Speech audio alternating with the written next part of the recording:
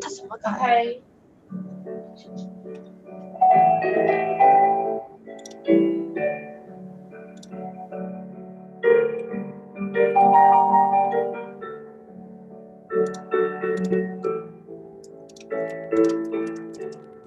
？All right, we'll go ahead and get started. Yeah, so welcome everyone to the CTB Global Finals. Yeah, we are very excited to have all of you guys present today, and we know that you have put in a lot of effort and time into these projects over the past few months, and we're very excited for you to present your work to judges from the Harvard community and to one another. So I'd like to briefly introduce our judges today. So we have Professor Jason Furman, who is a professor of the practice of economic policy jointly at Harvard Kennedy School and the Department of Economics at Harvard University. He was a top economic advisor to President Obama, including serving as the 28th chairman of the Council of Economic Advisors from August 2013 to January 2017, acting as both President Obama's chief economics and a member of the cabinet. We have also Professor John Wagner, who is an architect working at the convergence of public space, art, social justice, and the built environment. His emerging practice in public art, community engaged design, and humanitarian aid aims to utilize design to improve lives. And finally, we have Professor Alicia Johnson, who is the director of Pathways to Practice programs for the Center for Public Service and Engaged Scholarship at Harvard College. She graduated from Harvard College with a degree in sociology and a secondary in African American studies, as well as a master's degree in higher education at the Harvard Graduate School of Education. So thank you to these judges for taking the time to be here. And so I will now share the rules for the team competition. Rules slide, please. So each team must have a minimum of 3 representatives for the team competition, and all students are expected to speak during the presentation and the defense with their camera turned on. Each team will present for 8 minutes, then respond to questions from judges for 4 minutes. After each team, the judges will have 2 minutes to grade, or 1 minute actually to grade, since we're running a little tight on time, and the next team can start the screen share. After all teams finish, our staff will start to verify each contestant's identification. So please bring a photo ID with you and hold it against the camera. So finally, today's session will be recorded for further review. And so this is the order for today's competition. So we'll have team B26, then B4, and so on and so forth. So there have been some minor changes due to some last minute switch arounds, but we kept the order as the same as much as possible. So the order is also final. Since we're so eager to see these projects, let's get started with the first group. So the first group is team B26, and the next group to be ready is team B4. So are you ready, team B26? All right, your time starts now. Yeah, so good morning. And our project is called Switchdom, how to improve the exchange relationships between neighbors. And we came to the topic because one of the members experienced an unexpected event. Her family left home for a few days, but the milk they ordered didn't stop delivery. And when she returned, she was surprised to receive the milk from her neighbor. The neighbor preserved the milk for her family. And we learn from the experience that the connection between neighbors can be really touching, and it helps the community to be more harmonious and convenient. Concerned about the exchange relationship nowadays, we feel obliged to create an ideal community where people can socialize in an easier way at first, rather than rigid and embarrassing conversation. I'm Austin, and I'll present you with the brief introduction of the project and how we conduct it. The community is one of the main places where interaction between people happen. And the improvement of neighborhood relations not only plays an important role in advancing public happiness, but also in expanding the social capital of each individual in the community. However, the neighborhood relations keep becoming distant. To improve it, a system called Switchdom, an offline communication place and online interactive platform, is proposed. We've conducted the search through literary research, questionnaire, and field research last year. And through the relevant essay, we summarize 3 factors. 1, the trend of residential pattern from low density to high density, and the poor user experience of facilities, and the psychological change of residents. The questionnaire showed that only 2% of people refuse to communicate with their neighbors, and 90% of the rest are willing to participate in activities involving the neighbors. So we can conclude that most samples still have high social needs and hope their community is harmonious and friendly, but they don't want to actively interact in due to the embarrassment and privacy issues. And in October 2019, we visited several neighborhoods in Nanjing. We mainly used methods of observation and interview. The results of the user analysis showed that the high density of residential area makes public places greatly compressed. So it is difficult to form spontaneous communication. And in individual interviews, the problems are basically consistent with the questionnaire. It's embarrassment and privacy issues. Next, let's give the mic to Linda. I'm going to demonstrate the practical scheme of our project. Based on the research results, we suggest that the internet can replace the function of offline public facilities to a certain extent. Combined with case study, we believe that people can indirectly interact with each other through creating media, namely through entity or virtual media, to provide opportunities for direct interaction.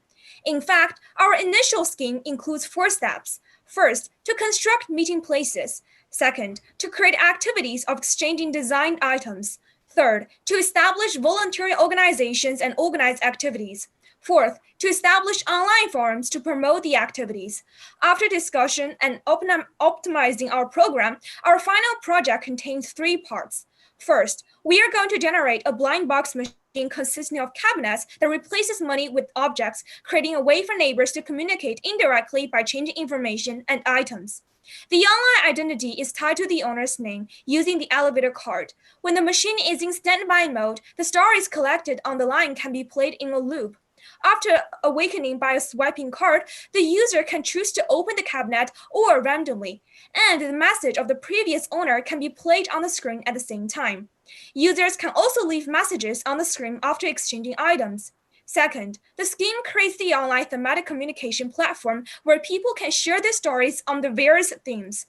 Third, our program is profitable. Being sponsored by surrounding businesses is the most practical solution. We ought to convert Blind Box Machine as a medium platform for the promotion of nearby communities. For example, we can play the promoting videos of the community theater or the public advertisement produced by the local governments. Consequently, we're able to receive a steady supply of funding, which can not only benefit our community, but also flourish our offline blind box machines development. We also require a business certificate given by the business sector. It includes 5 steps: apply, acceptance, declaration, check, and certification. Although we have already optimized our program, there are still many challenges. Considering the problems of network security and offline machine maintenance, we have worked out a reasonable management system. The community management property can still trace the identity in the background. All users must swipe the card before using the machine. For the outsiders in the community, we have consulted the property. They can install CCTV for supervision. Now let's invite Ethel to give us introduction of our prototype. So first, take a look at our prototype.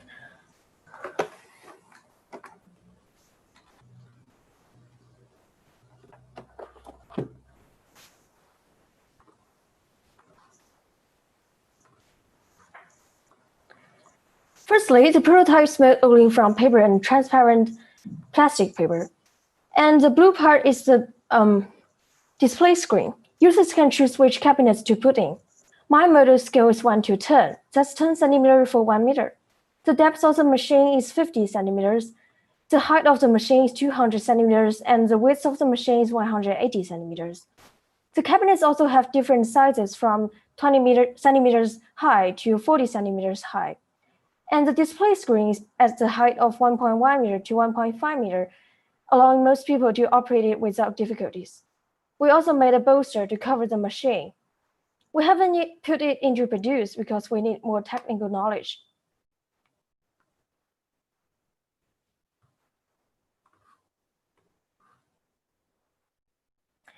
Here's the UI progress of our machine. Users can choose the theme they want to attend. And since the number of cabinets is shown on the screen, they can get to the cabinets quickly. And here is our online program developed interface. It allows neighbors to communicate without embarrassment. It still needs identification to put into use. With this project, we hope that neighbors meet. When neighbors meet, they don't have to pretend to be Hubers and then pass by. Thank you.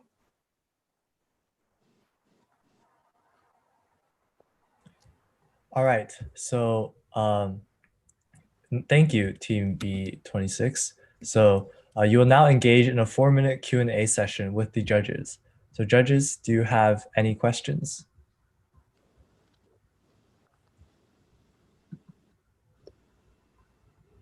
Yes. So my question would be, how will you attempt to find out, whether this works to forge the types of connections you want, or whether it being anonymous and you don't see the other people leads to greater distance between people rather than bringing them together? So how would you decide and learn if this works?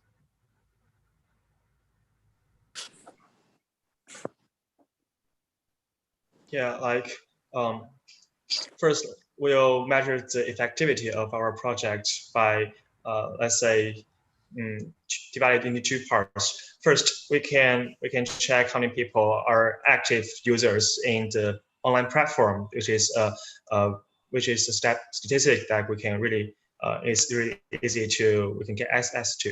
And also we can see how many people are willing to stay in front of our offline blind box machine, and how frequently are the objects in the machine exchanged.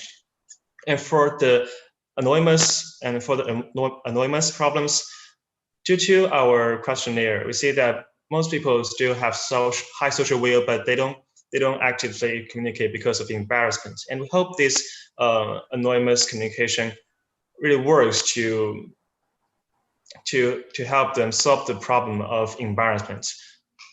We believe that it won't make people more distant because we've already learned the similar cases like in WeChat and in QQ. Such system won't make people's relations more distant. And Thank you. also, Oh, sorry. I want to make add something to Austin's reply. According to our questionnaire, we found that actually our program is an online and offline linkage program. So according to our questionnaire, people's willingness and acceptance towards the online forums is really high. So I think our online program can first stimulate and trigger people's interest on our program, and then they can really act offline to try and experience our offline blind box machine. So I think our online project can also help to help for our offline project. Thank you.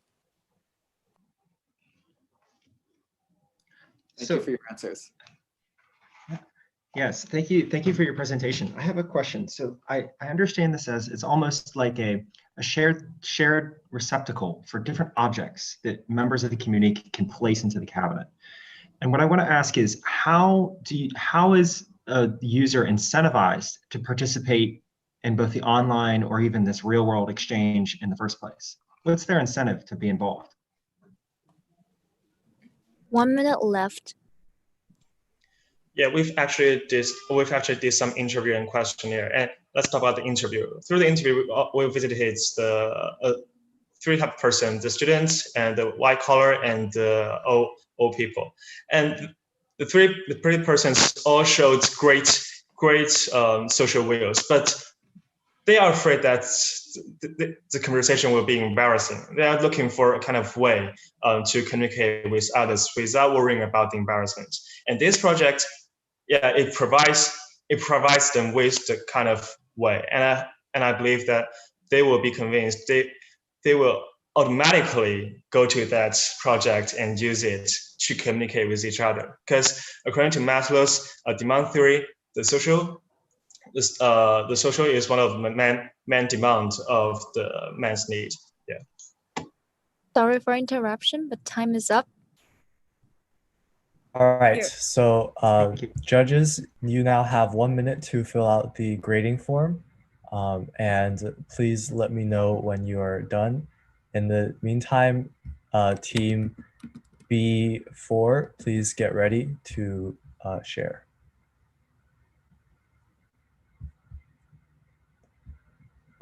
Just one other note for the other teams, if you're listening to the current team presenting, you can also type questions into the chat, and they may be asked if the judges have no more questions. Hey, can you hear me? Yes. Okay.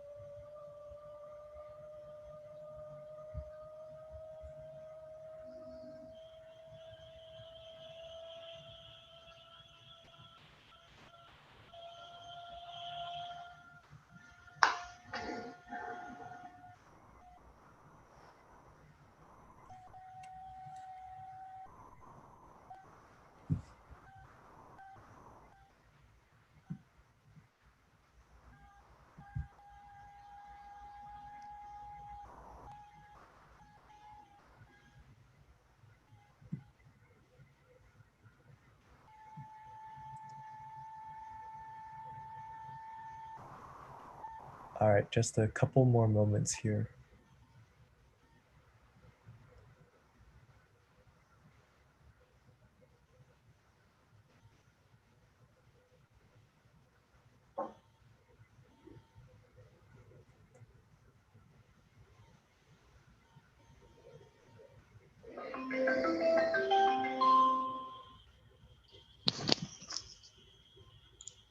Okay, can we start now?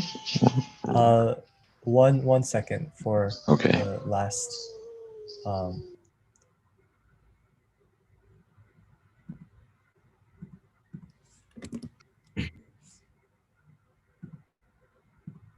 Okay, we'll go ahead and get started. And judges, if you can continue, if you haven't filled out the form yet for the previous team, please continue to do so, and then let me know if you filled it out. Thank you. Team B4, are you ready? Yep. Your time starts now. Okay. Dear judges, we're senior students from Beijing 101 Middle School, and today is our great honor to be here and to deliver our group project presentation. And we consist of 6 members in our team. My name is Nick Xing, also the team leader of this team. And let's start it.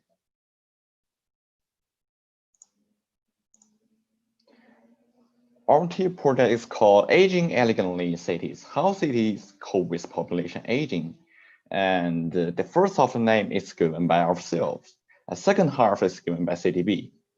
It's also the CTB direction given by CTB2.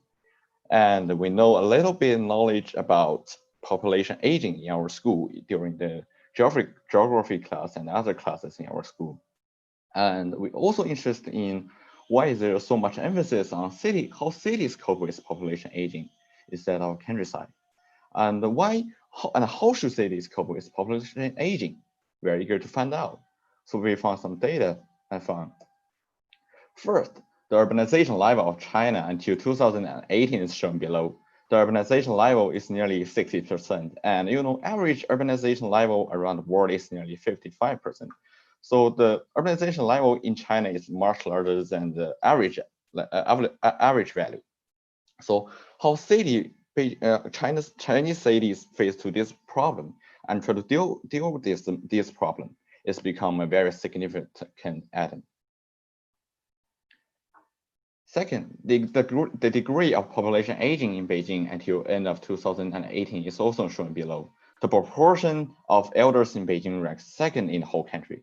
So how Beijing can settle down these kinds of elders and to enjoy them, make them enjoy their retired life elegantly, we are eager to find out.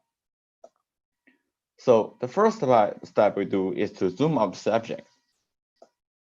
We know there are so much method city can deal with this problem, but we will try to focus on how Beijing community deal with this problem, which is the most basic urban administrative unit. And another reason is that we live in the community, is the master of the community.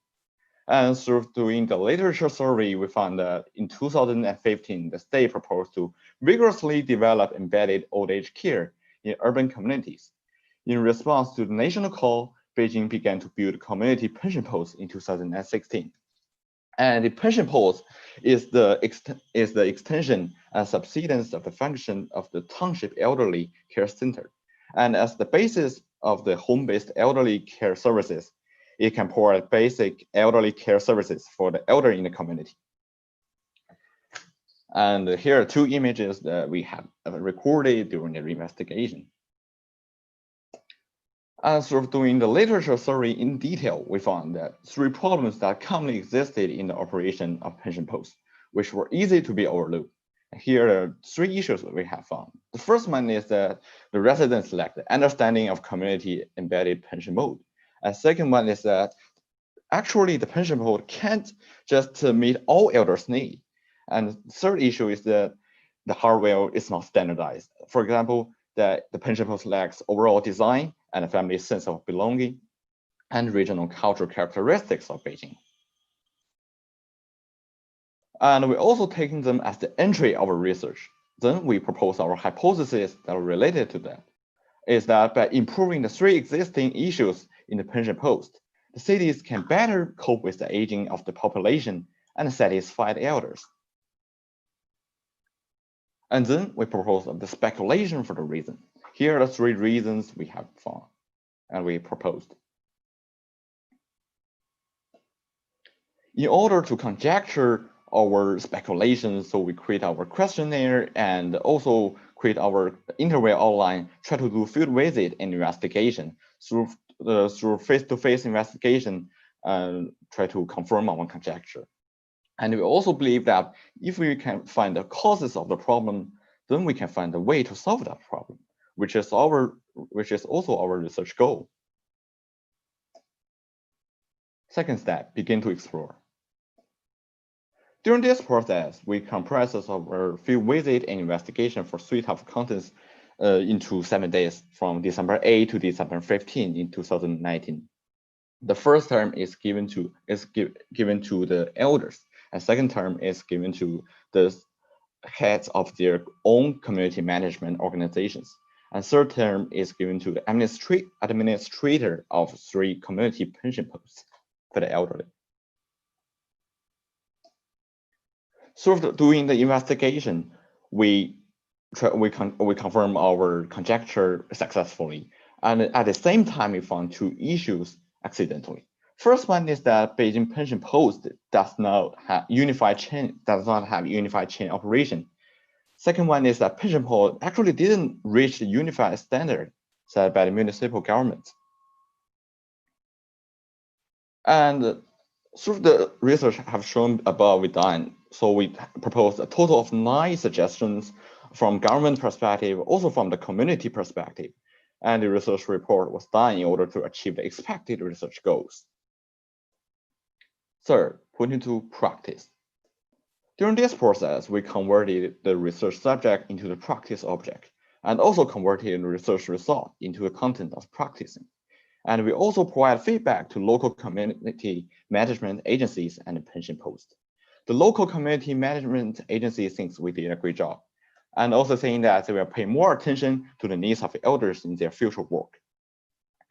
That means we have changed their understanding of elders' needs, and also make them realize that there are also some other needs that except for the daily needs, also the ranking of the needs. On the right side that we show in the diagram that we have created. And here are the 7 needs. On the left side is the affirmation given by Dongcheng District Yang Jiayuan.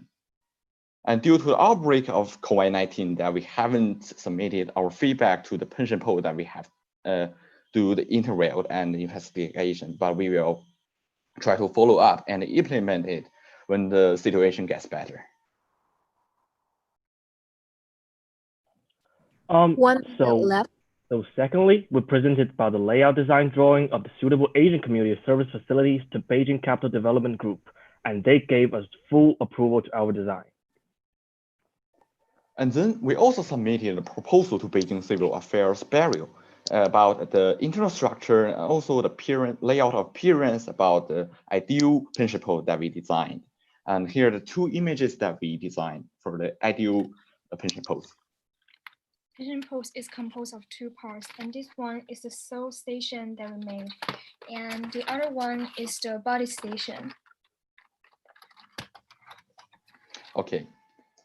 And above all is the research I have done, and in the end, hoping that old elders in cities can enjoy their retired life and age elegantly. Thank you for listening. Thank you, B, for presenting. So you'll now engage in a 4-minute Q&A session with the judges. Judges, do you have any questions?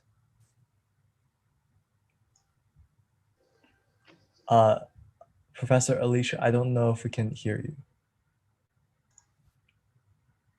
What about now? Yes, good. Perfect, perfect.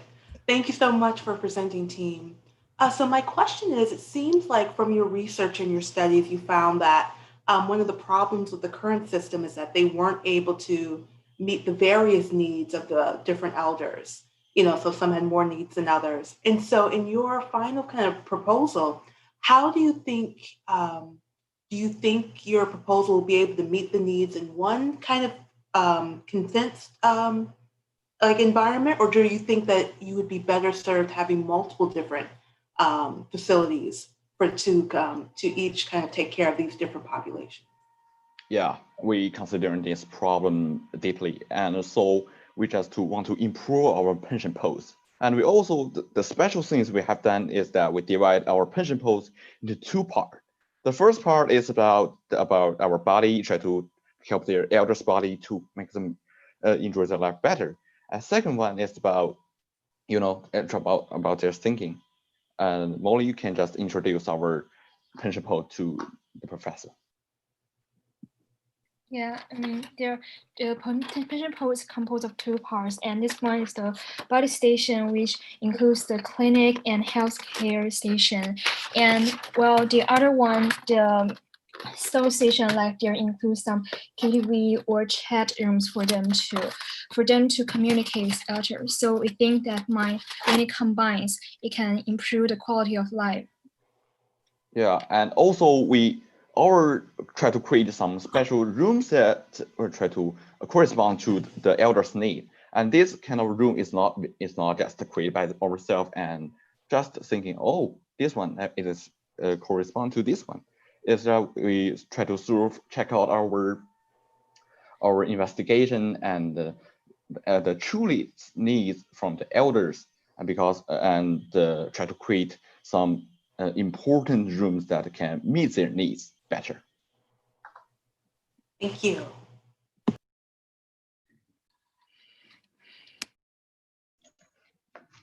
So I want to thank you for bringing up this presentation, and this is an extremely timely issue, both in urban areas of China, but also actually in many cities worldwide.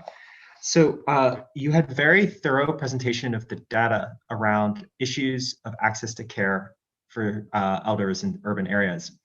But can you please summarize a little bit more clearly through your solutions? You had explained wayfinding, different program areas in the community centers, and you even showed a design of an outdoor space. Can you maybe summarize what are the 3 or more key areas that you're going to seek to improve the pension posts to resolve some of the issues that you discussed earlier in the presentation? Yeah, and because yeah, Margaret, you can see first.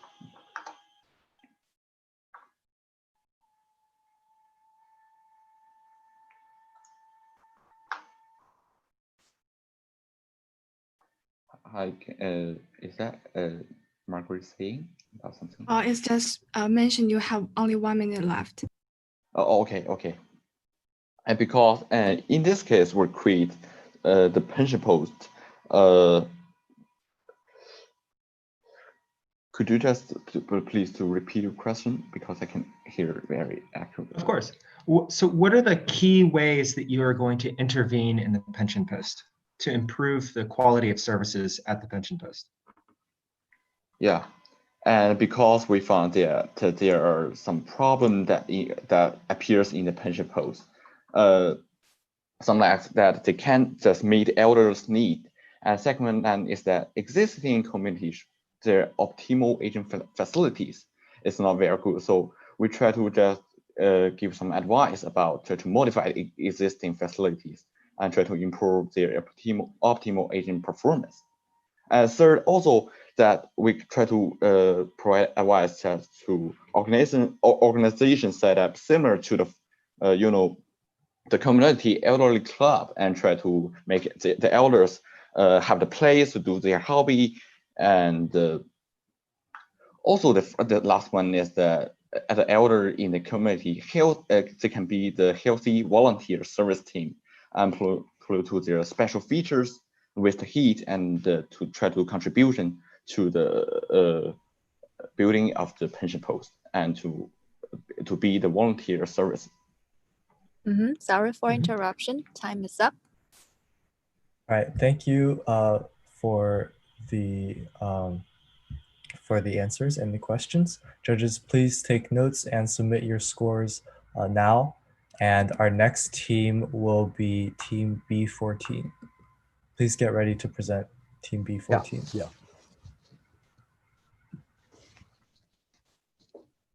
So can I share my screen now? Yes, but don't start presenting yet. Okay, okay.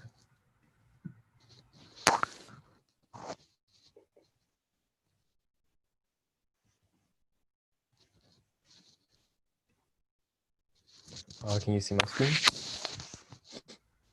Yes. Great.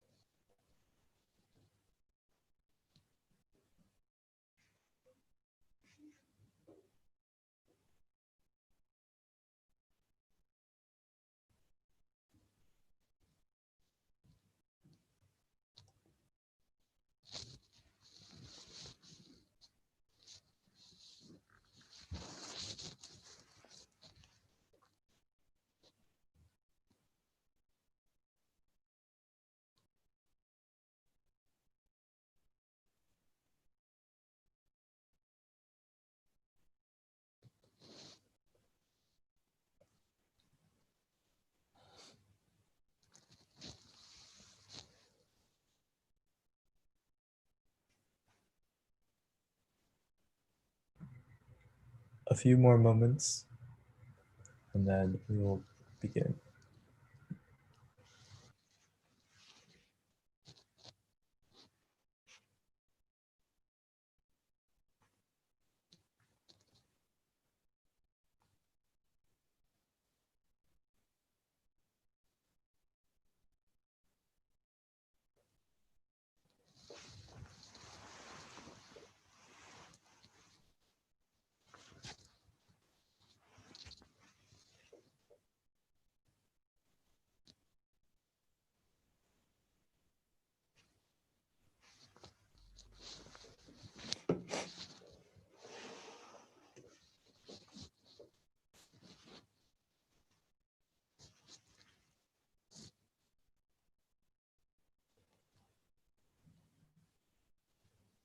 All right, we'll go ahead and get started. B14, are you ready? Okay, yeah, we're ready. Your time begins now. Okay, so our topic today is going to be using WeChat subscription, internet slang dictionary, and TikTok account to minimize intergenerational differences. And the first part is going to be investigation. Imagine the curious expression on your parent's face when you post a fashion picture in your WeChat moment, or said a word you just learned from the internet to your parents.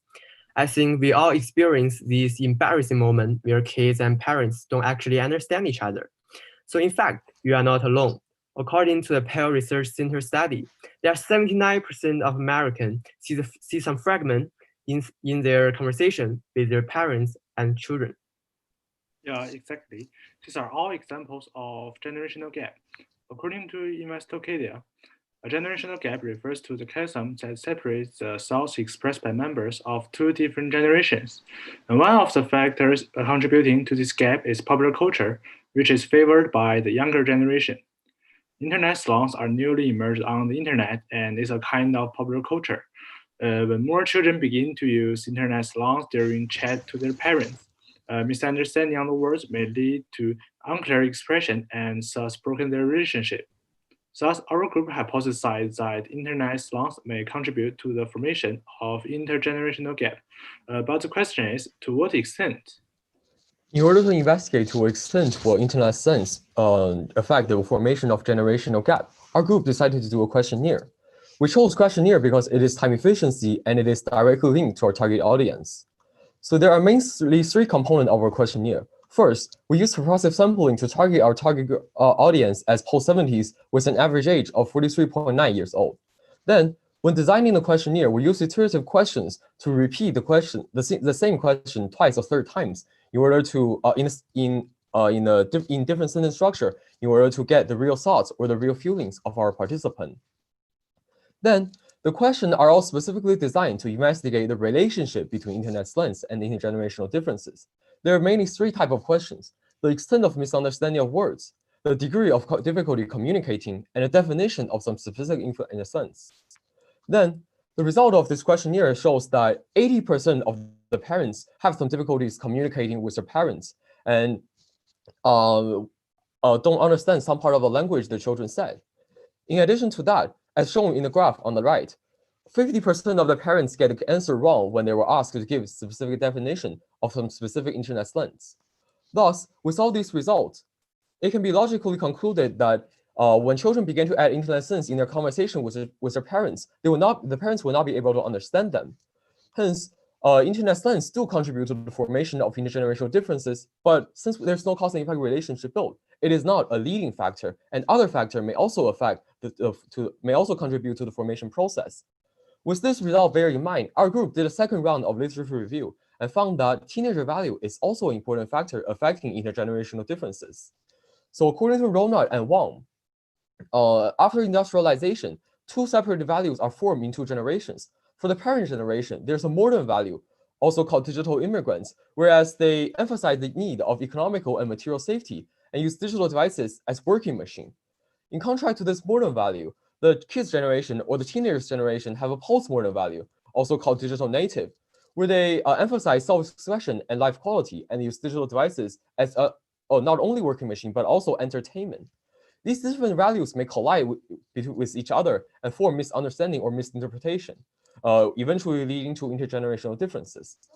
Hence, with all these results, our group decided to do three implementations specifically designed to solve part of the problem.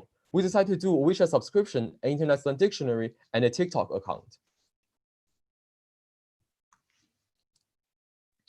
So based on our research, we decided to use WeChat subscription to popularize the teenagers' values and to minimize the generational gap. So we create two comic characters for our articles and give them opposite personalities. First, Ao is silly, cute, and not familiar with the internet slang and the popular culture. And second, Dong is knowledgeable in teenagers' value and the internet slang and popular culture. We create these two characters based on two aspects. First one is comic book, because our target audience like to read it when they are young, and this type of character is favored by them. And the second is pocket time. we understand that our audience is busy on their work, so we use the concise word of articles in order to save time for them. The article of all gives the definition of the internet slangs by telling fan stories, and the goal is to analyze some specific phenomena, value, and culture related to the teenagers. So the criteria of choosing teenagers' value depend on two apps. They are Weibo and Zhihu, and these two apps are the gathering places of teenagers. And the topic present in it can give us the reflection of the teenagers' value and the popular cultures. So we have a huge impact on our articles, which depend on our data. We totally have 320 follows, more than 22,000 views, and more than 3,000 shares of our articles.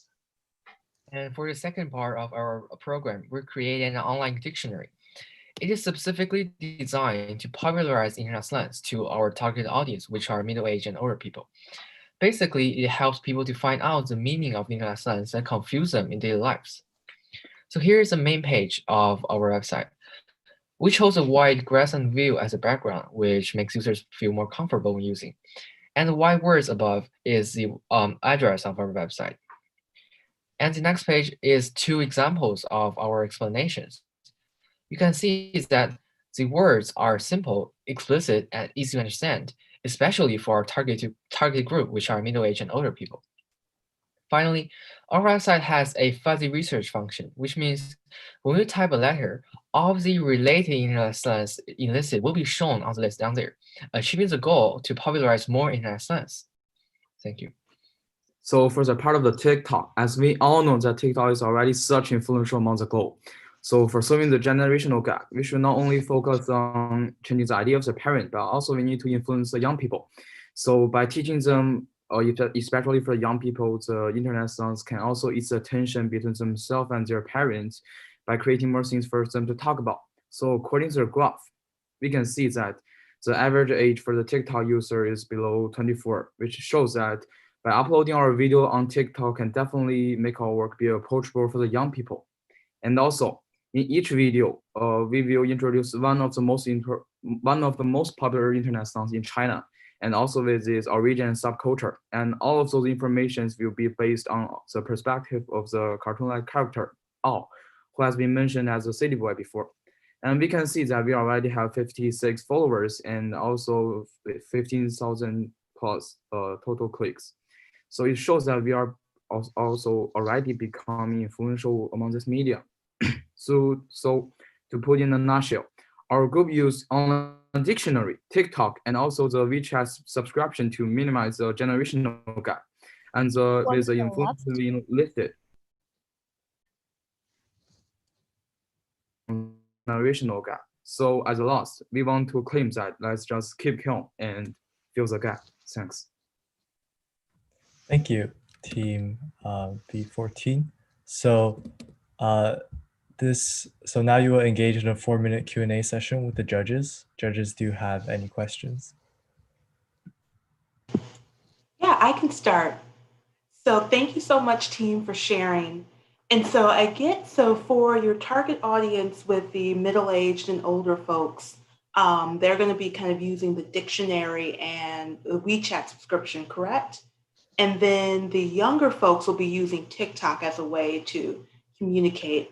How will you imagine encouraging folks to utilize these channels? And do you imagine that some of the older folks will use TikTok and vice versa?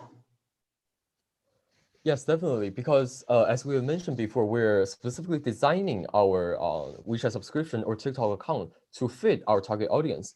But if you're using TikTok, it is our target audience is definitely teenager. But if you're older people, you can still use TikTok, and it will still be fitable to them because it is still like introduction of internet science and like fun stories about internet slangs or teenager values. We're just using different like ways to popularize these things, but their standards are all the same. Where we have created like funny stories, for example, to be a way for them to attract them. We specifically design like funny stories to attract this audience. Yeah.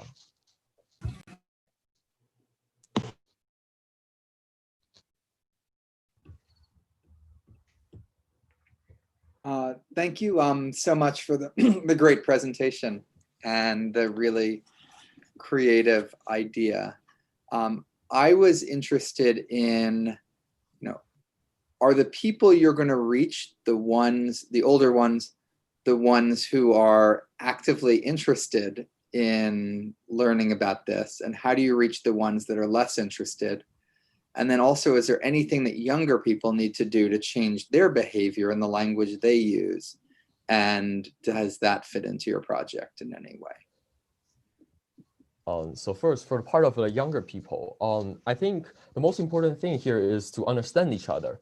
And when we're doing TikTok, we not only post like short explanations of internet sense, but we're also going to post like evaluation or analyze of older people's value in the future. We haven't done it yet because we just created our TikTok account like a month ago. We're currently planning to do them in the future. So this is our way to let younger people, to encourage younger people to communicate with their parents in order to like minimize this generational gap problem. And for older people, I think since children is like their pressure or their baby, they do want to communicate. They do want to actively engage with their kids. And so they would be active when we told them that this is a way for them to minimize this generational gap. I think this is really something that we don't have to encourage the older people. We just need to tell them that this is a way for you to minimize generational gap, and to tell them that we have research supporting this idea. So, yeah. Yeah, and also for your second part, 1 minute left. we do not mean that teenagers should change the use of words. We're just encouraging the communication between the two generations, and let those older people to get understand about those internet slangs, and let younger people to understand about the difference in the value. Oh, and also get a point for the person, for the senior people who are less likely to know about the internet songs. So we design our some part of the particles like cartoon, and it seems as the same with ones that senior people read when they were young, because as our parents or our grandparents are young, they are often read the book which is in a cartoon-like style. So by designing our article also in that style, maybe it will further help them to grab their attention and also stimulate their interest. Great. Time is up. Thank you. All right, thank you. So now, judges, please take notes and submit your scores. Our next team will be team B22. So B22, please get ready to present.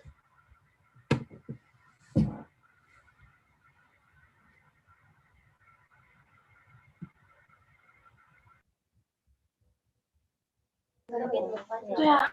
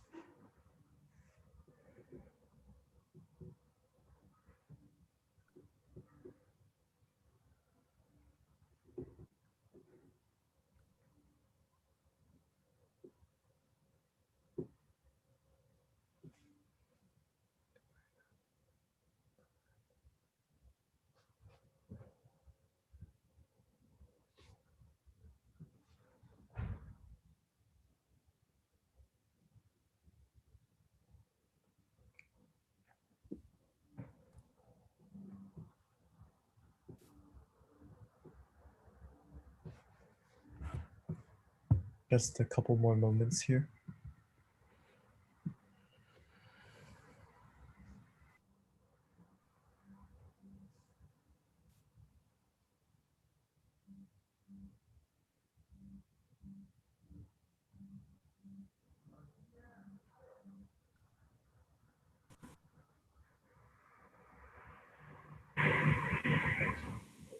All right. So B22, are you ready? Yeah. Yeah. Your time begins now. Good luck.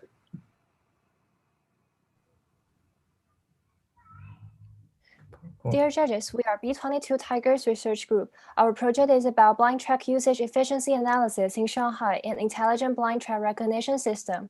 We will discuss the problem from 3 aspects: what the problem is, the cause of it, and how to solve it. So firstly, we will talk about what the problem is.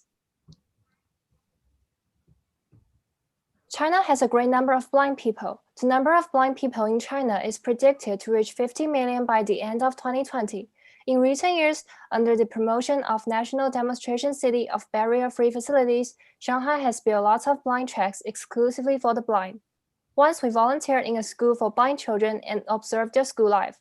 During this experience, they told us that they seldom or even never walk on these tracks. So we can see that the track's efficiency is very low. So, what is the reason for this and how to solve it? Now we are going to find out why does a problem happen. To find the main causes of a problem, our group adopts 4 research techniques. First, we conduct a public questionnaire survey to understand people's views on blind road construction.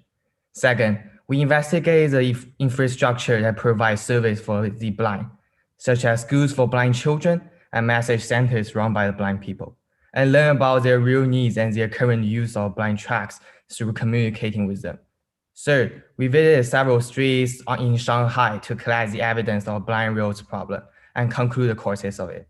Fourth, we experienced the use of blind paths in person, simulate the travel of blind people by walking on a blind path blindfolded, observe the use efficiency, and summarize the problems into several categories. Based on this research, we conclude 7 factors. These are our findings.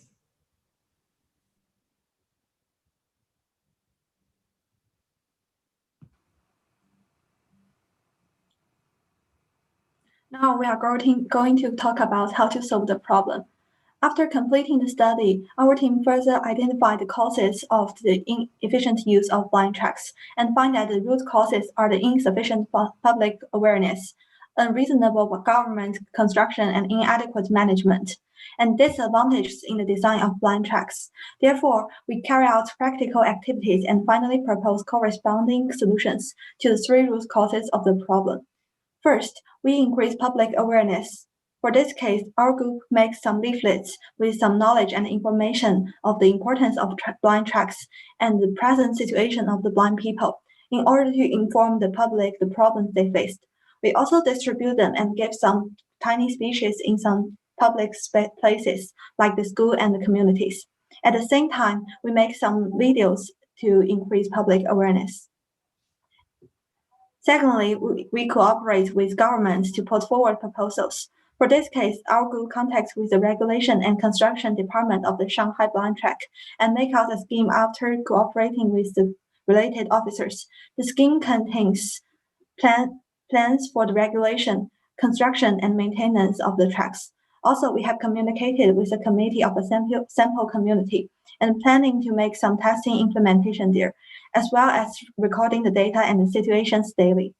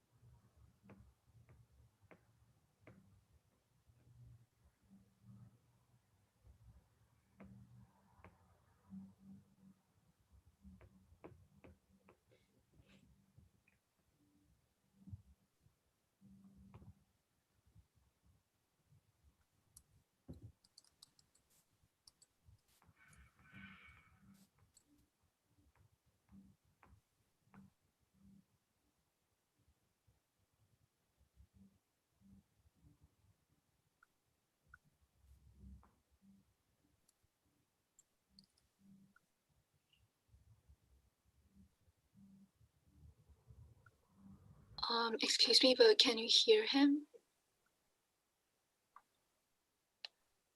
No. He has some signal problem. Oh, maybe we'll. So can I be here now? Oh yeah, we can hear you now. So I'm going. Can I just say it again to resolve a problem? All right. I'm sorry, some technical problem. So now I'm going to talk about the main part of our implementation. So pointing on the defects in the design of the blind road, we first analyzed the two major assistant equipment for the blind to work with, the guide stick and the guide dog.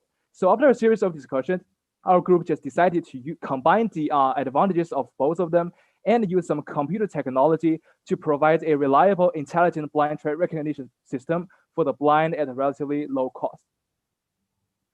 So this figure mainly shows the reason why we apply this kind of computer technology.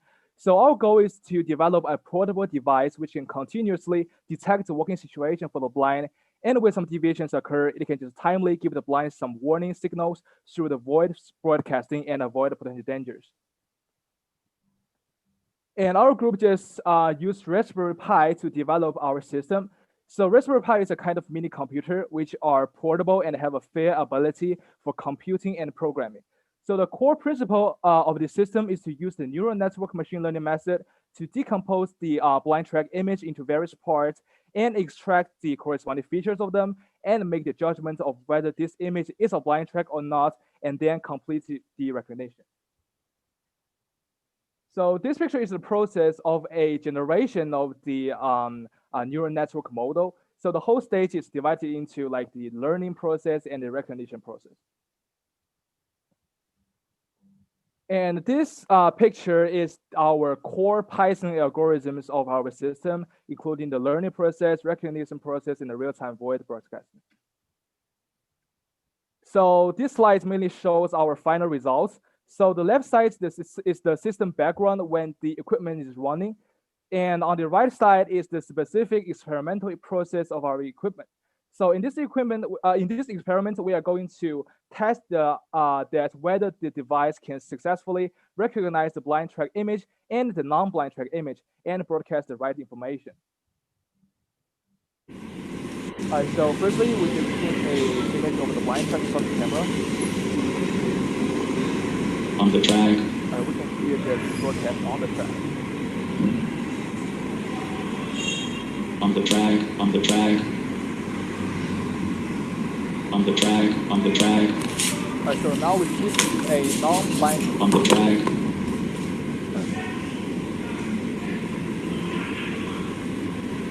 Not on the track, not on the track. So it broadcasts not on the track. So we can clearly hear from the video that the devices has succeeded in broadcasting the different working situation. And although there may be some like delays for a couple of seconds due to the restricted calculating ability for this kind of mini computer. So in the specific use of the device, the blind only needs to hold it or just attach this to some guide stick and just aim it at the road in front of them, and that's okay. Sorry for interruption, but there is only 1 minute left. Okay, so despite all we have already done, we have also made up an action plan for the future work. First, for the cooperation part, we choose to first establish solid collaboration with some of the housing estates and organizations here in Shanghai.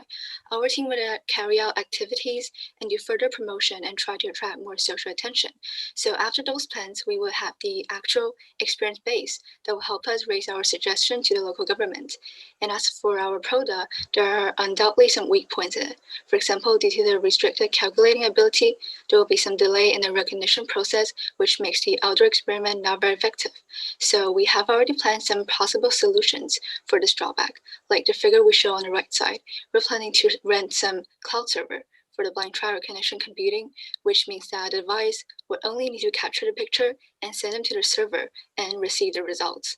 All of the process will be done within a second due to the high transmission ability of 5G network and advanced calculating capability of the server. We'll also connect local university labs since they are more professional, and we will invite the blind to try our product. For the very last part of our plan, it will be the promotion of our product. We want the product to be officially So that it will be our pilot plan. I would say we think big. Thank you. Thank you. So now you will engage in a 4-minute Q&A session with the judges. Thank you, B22. Judges, do you have any questions? Thank you very much for your presentation. This is a really also excellent topic to be addressing. You actually presupposed my question by that very last slide that you had shared, describing how your next step would be to engage in a university lab or another way to expand on your research. What I would like to ask is, what do you see as one of the primary constraints of taking this prototype with some of the issues and some of the advantages that you described in the demonstration to a real world application? What do you see as one of the biggest constraints to go from a prototype to a real world application of this? Yeah, so currently the main problem lies in the delays in the product, which means that when they're doing some recognitions of the image, there may be some like a couple of seconds of delay, which make the experiment not very effective. So in order to save this, well, we have also said in the future plans, we'll apply some 5G network to avoid this problem. So this is basically our biggest constraint with our product. So yeah. And I have something more to say. So despite those technical problems, the patent is definitely a weak point. Like, we're not sure if we can apply the patent in the future. And to my knowledge, to apply for a patent will take for 5 years. So yeah, the time will be a problem as well.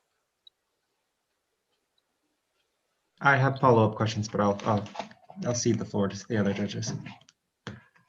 Just have a quick practical question. So, and maybe it's just I'm not familiar with the Raspberry Pi, but do you imagine for someone to actually use this device like on the street, would they need to also hold this and also use their cane or guide dog, or would it be something that could be, or used with other technology? How do you imagine a person using this?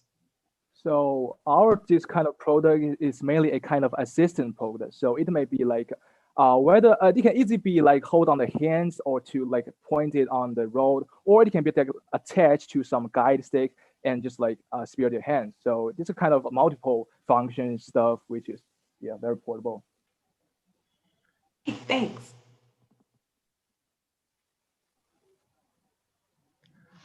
And thank you for the great presentation. My question is, how would it learn and improve over time? And would the experience of one device inform other devices? Or is it just you'd set it up and it would go?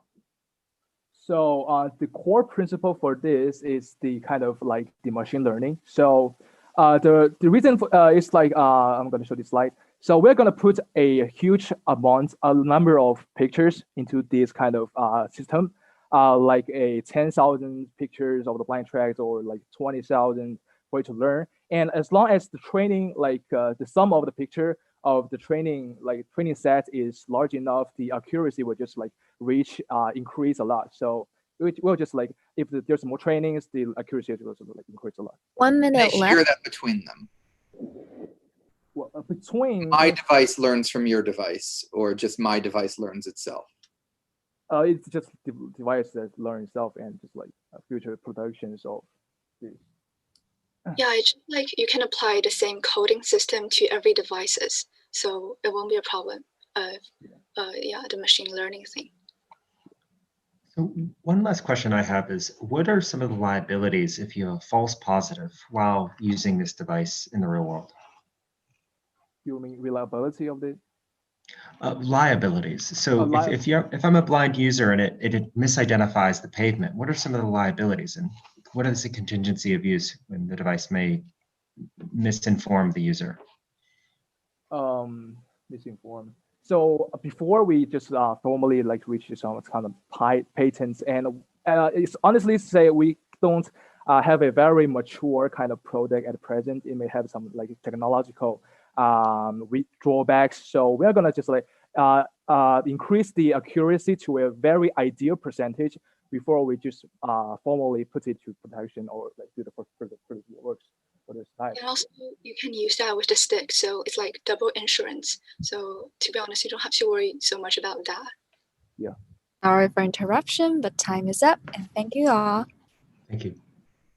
Right. So thank you again to Team B22. Judges, please take the time now to submit your scores, and the next team will be B3. So B3, please get ready to present.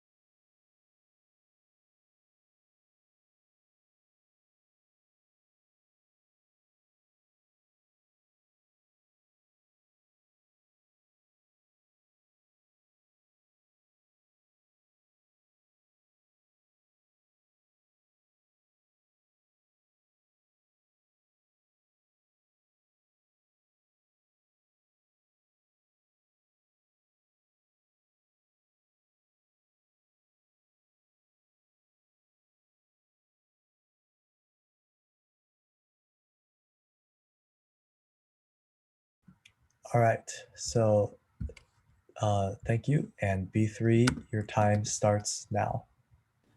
Hello, everyone. We are Team Colas. I'm Helen. Let's welcome our presenter, Andy, Carol, and Jane. As we are a group of prospective international students, we wanted to do something that can benefit both ourselves and other students. Someone says it is not important for us to socialize. However, as most of our seniors say, they have had difficulty in socializing at the beginning of their American life. Meanwhile, as a common sense, socializing is a human necessity. As a result of our curiosity to American social life, and we really want to do something not only for ourselves, but also for other students. We engage on our project, Problem in the Adaptation to Chinese Overseas Students to American Social Life.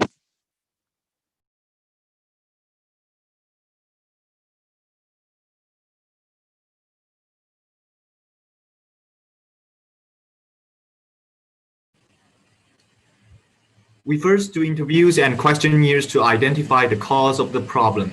We found that there were 5 major factors blocking overseas students to integrate into social life. The most important one is individual factors, then is cultural factor, then is local students factor, then is environmental factor, and then is the language factor. And since our solutions are based on the problem we identify, which means each problem has each correspondent solution. So we make a mind map about these factors and solutions. And let's have a briefly look on the mind map.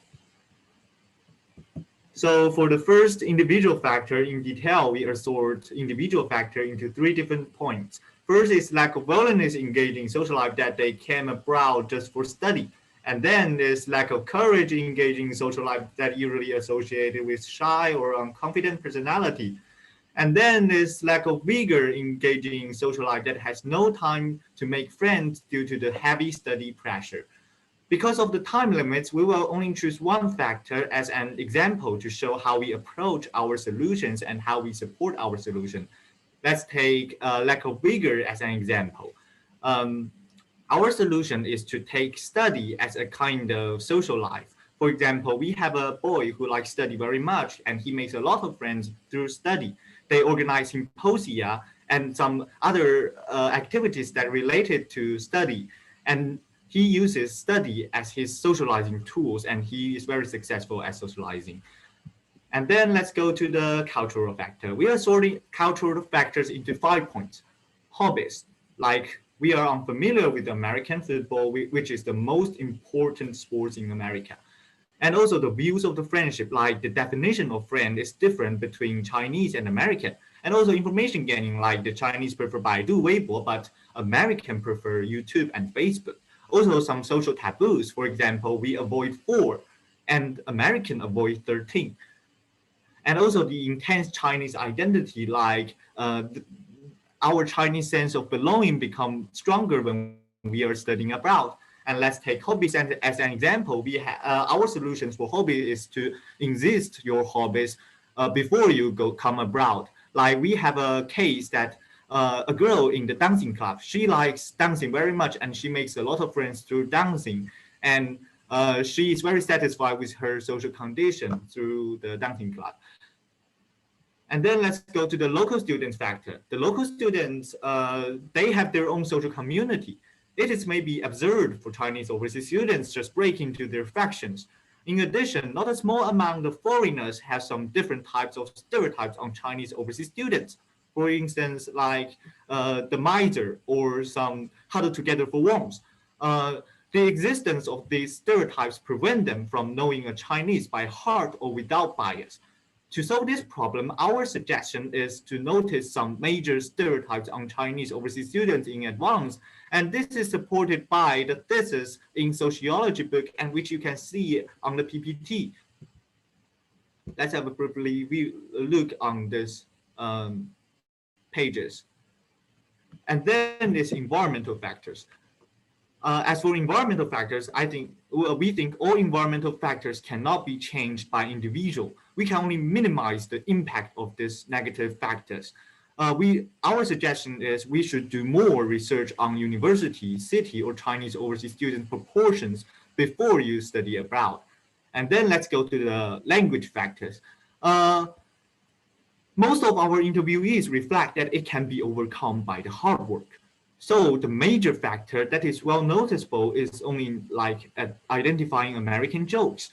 Like, so many people reflect that they don't know why the American love at in their party. And our solution for that is to watch more American talk shows, TV plays, and knows more about American campus life and also gossips.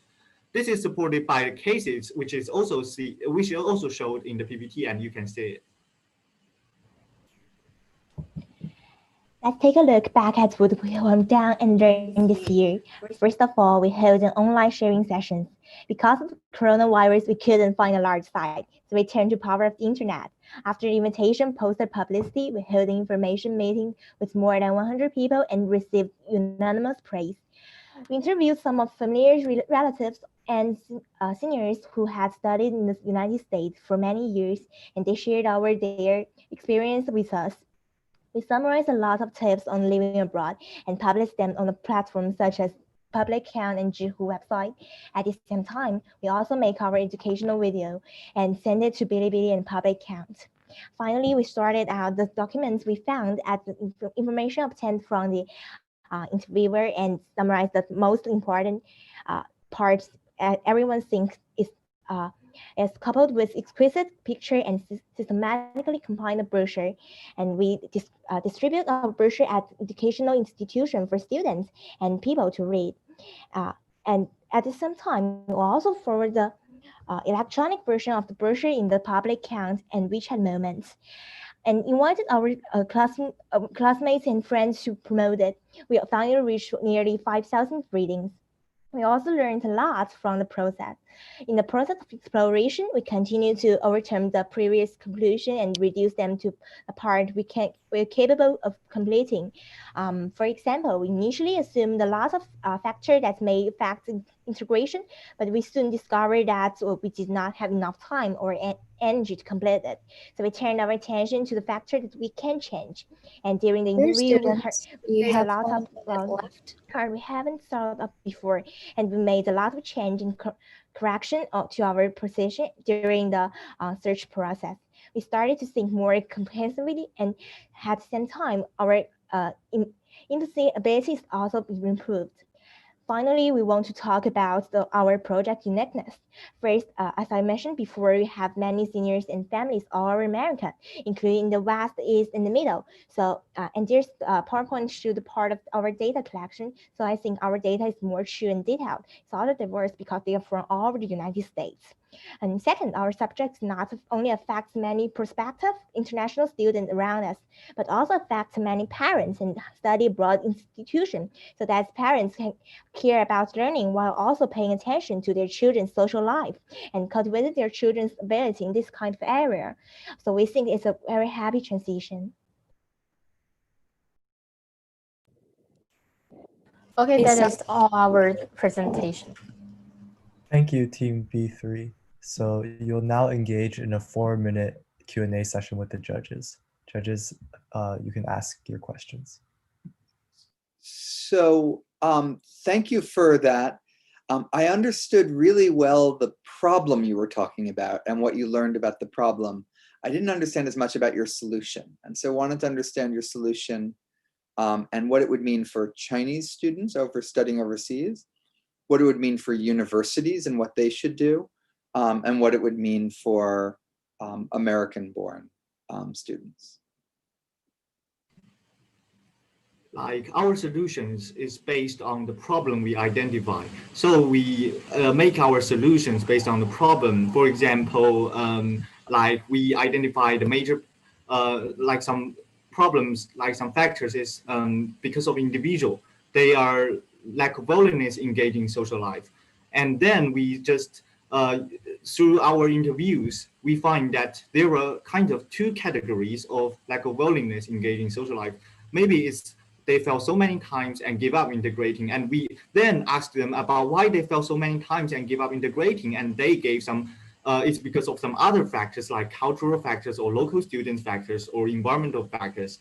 And then we just go through these factors and then like take some literature reviews as some reference. Also our successful cases, especially for successful cases, we sum up our successful cases and then get the solutions to solve these kind of factors.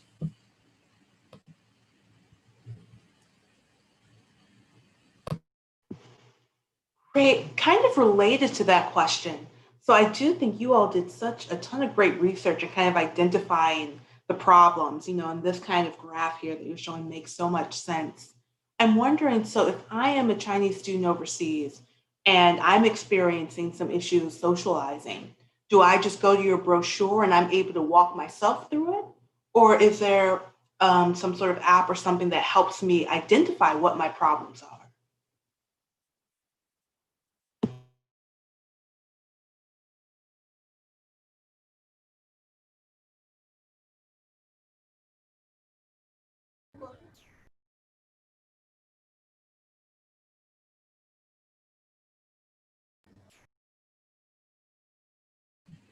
Actually, you can look up for our brochure and we have clear kind of mind map. We have clear mind map to help you identify which problem you have, and also like if you have that kind of problem, you can just go to that categories and then see what you can do to deal with that kind of problem you face.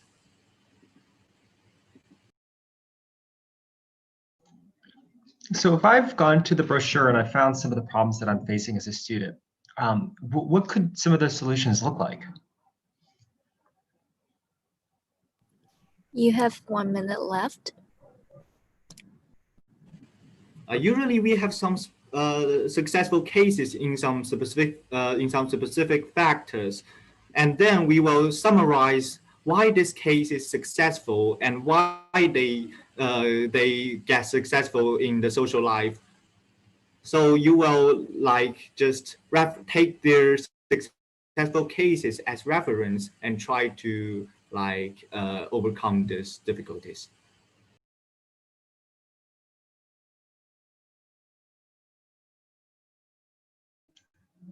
In the remaining time, well, thank you for this presentation. I think the research is very thorough. One thing I would suggest is to make very clear what your solution might be, and how you might help the students who are finding these struggles overseas. What kind of examples would you share with them to encourage them to take a look at the brochure? You could say an example that one of the students faced and how they overcame it from the solutions that you've researched and have anecdotally provided. So that way you entice a user or you entice a student to really take advantage of the service that you're trying to offer. Yeah, in our brochure, we already talk about the different things we can, different solutions we can use, the students can use in their different situations. And it is very detailed. And we also give some cases. Maybe because it is in Chinese, it's a little bit difficult for you guys to understand. But actually, it is very detailed. This part is the tips, and this part is the examples. So in our brochure is quite clear. Because our solution is really huge, we distinguish them into different categories. So it is hard for us to say all the solution to you guys. That the map we already offered you guys is some of the solution. And in our pamphlet, there is the huge solution that we already get. So we think that for the most of the students that they have the problem in integrate into American social life, it is really helpful for them to see our pamphlet and see those examples and also see those tips. And also we give some question that they can think themselves. It is the part that different people can decide their solution by themselves. All right, thank you, Team B3. So that concludes the Q&A session. So judges, please take notes and submit your scores. And our next team is Team B6. Thank you, B3.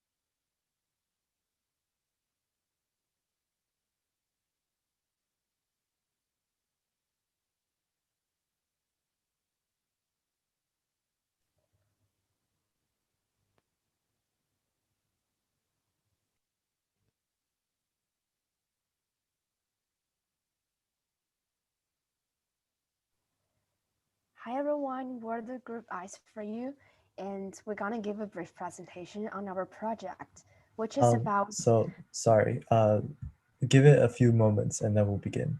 All right, it's okay. Yeah, no worries.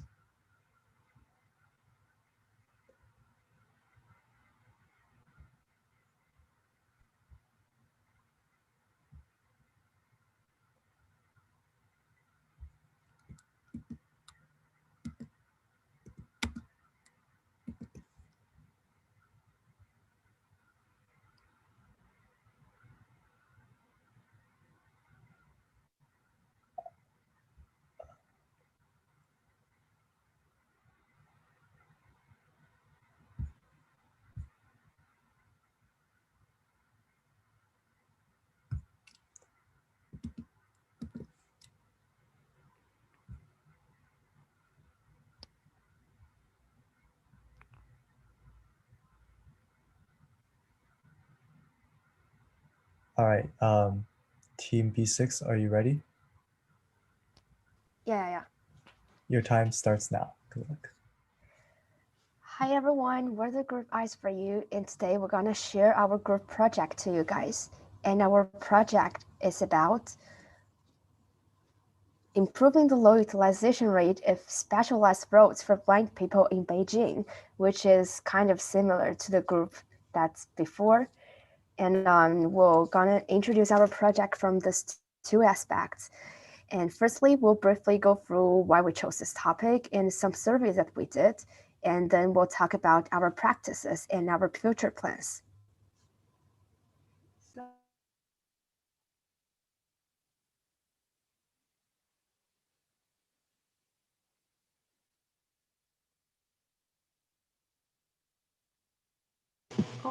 I can't hear. Cindy speaking, I can't hear.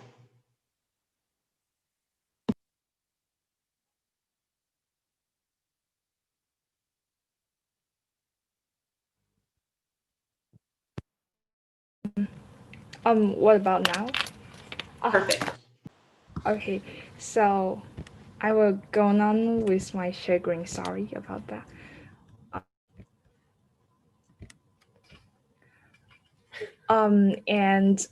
There in 1.35 million low version people. Therefore, there will be more than 50 millions in the 2020s. But the problem is we barely see them walking on the street. So we want to figure out these reasons and do something for them. So we did two surveys. Firstly, we did some one-on-one interviews with more than 20 blind people, which we also asked in the online questionnaire designed for them. Like, do you think the blind road is safe? What factors affect its security? And in this chart, we can see that the most blind people think the blind road is relatively unsafe, and the enormous factors contribute to the low benefit of the blind road is the occupation. And there's other factor also shown in the table. And at the same time, we distribute questionnaires for the normal people living in Beijing and receive more than 160 effective questionnaires. And we can analyze from this table that the most occupations in the blind road is made by the people, like the sharing bike, the parking vehicles. And this chart shows that the most people do not systematically learn the knowledge of the blind road, which further verified that the weak awareness was related to the lack of the relevant knowledge. And as for our practice, in order to increase the public awareness to maintain the blind road, we create our official account, and here's our WeChat QR code. And in the account, we regularly publish articles and small videos about the blind road in order to popularize some basic knowledge. And at present, there are more than 3,000 readers. And then I'll talk about our second practice, which is about our blind cane. And our blind cane mainly have three functions. And the first function is to remind users to turn. And the second function is to prevent the users from falling because of the height difference. And the third function is to help them to avoid obstacles on the road.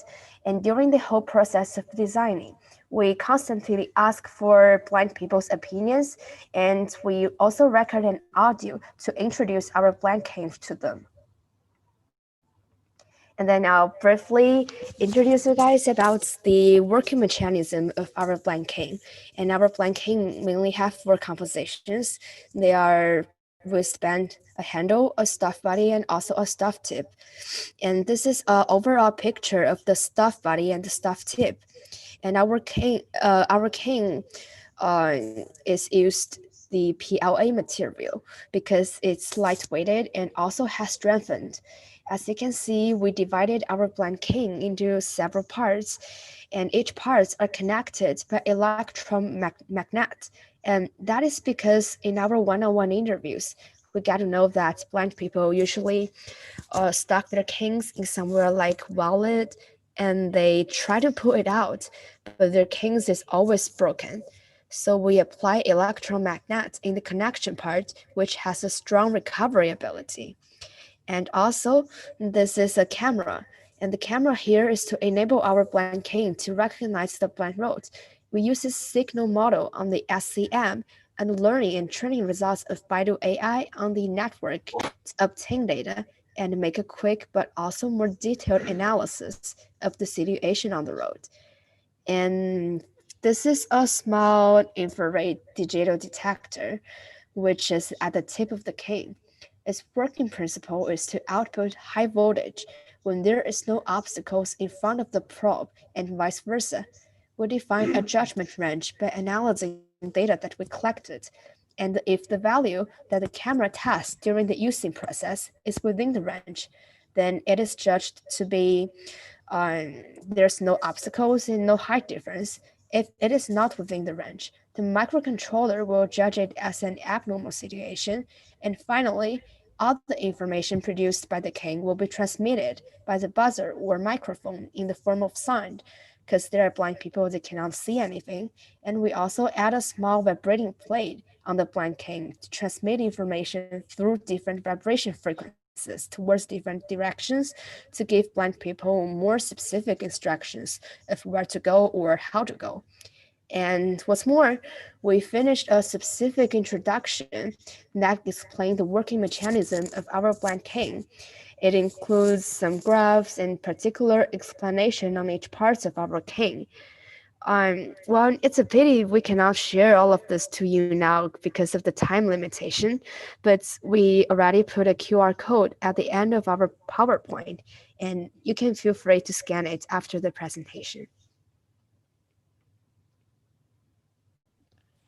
Okay, so the left picture here is the handle of the blind cane.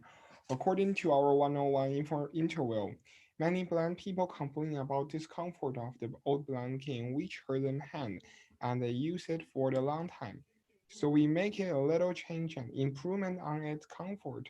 What's more, on the waistband, we apply different material in different seasons. In the winter, we use fur as a material which on the waistband, which make them getting warm. And in the summer, we use polyester fabric to make it have a nice breathability. So for our future plan, first, we gonna invite blind people to conduct trials and record the successful trial rate of the blind cane and carry out debating. Second, we are going to ask for the investment from the company and organization in order to product more, and the finished product will be sent to the relevant institution of the visualized impairment in Beijing. Sorry to interrupt, but you have 1 minute left. In order to raise the public awareness on the blind road, we come up with some future plans. We will hold some activities or lecture about current problem on the blind road and activities such as stimulating the blind people working on the blind road in the more community and school. Also, we are going to make a documentary about the current situation of Beijing Blind Road and make blind people's ways to travel. And basically, that is what our presentation is all about. And this is a QR code that I mentioned before, which includes specific working mechanism and principles of our blind king. And thanks for listening. Thank you, Team P6. So now we will have a 4-minute Q&A session with the judges. Judges, do you have any questions?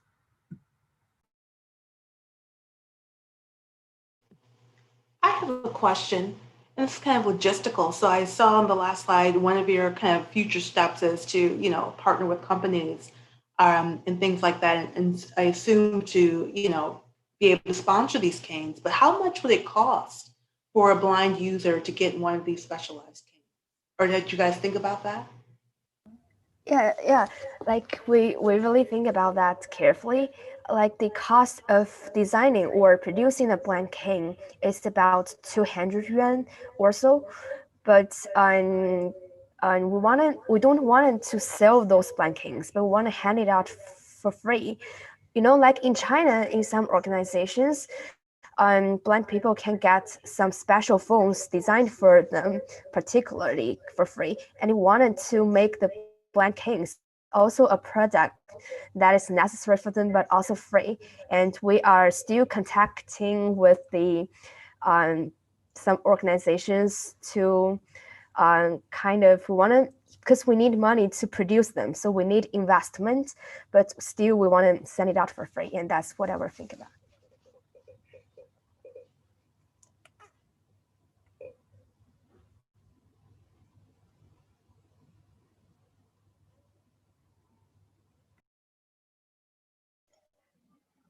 wanted to comment that it's very thoughtful of you to consider the ergonomics of how would a user both hold the device in different seasons, which is very thoughtful, but also how the device be able to be stored, demounted, and put into a bag or another place when the user goes home or boards public transit or something like that.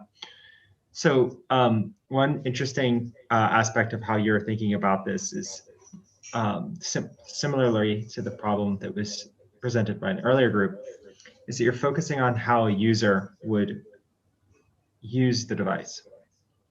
Have you made any prototypes, physical prototypes, to begin to test the idea and to test these design solutions you've generated? Yes, I used to do some prototypes in my school and to do some basic testing. And up to now, the basic testing is okay from our program. And I think it was totally can use in the future. And maybe in the future, I want to put this product in some maker website like the DF Robot, the kind of website like this, and to make more maker to use it and to give more thinking on it, to make it be a community to discussion of our product, to use our ability to make the blind people have a better life. Yeah, and I also want to add some point that because of the COVID-19, so we delayed our plan to conduct the trial. When before the COVID-19, we planned to have the trial, and we already connect with the blind people we know, and to test the blind king after the COVID-19 or among 1 month later, during this time. Yeah. Okay, so team B06, you have 30 seconds to go. All right, I think that since we're running a little bit behind, judges, you may start filling out the form. Thank you again, team B6. Thank you.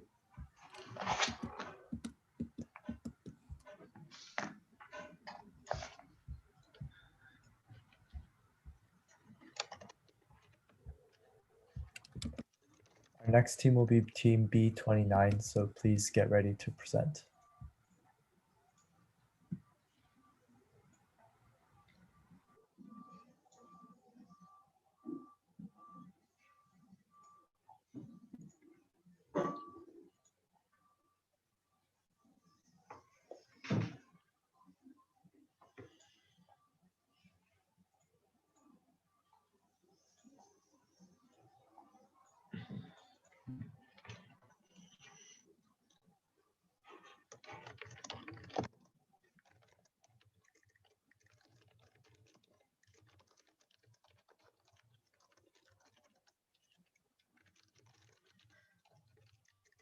And judges, please let me know when you're done.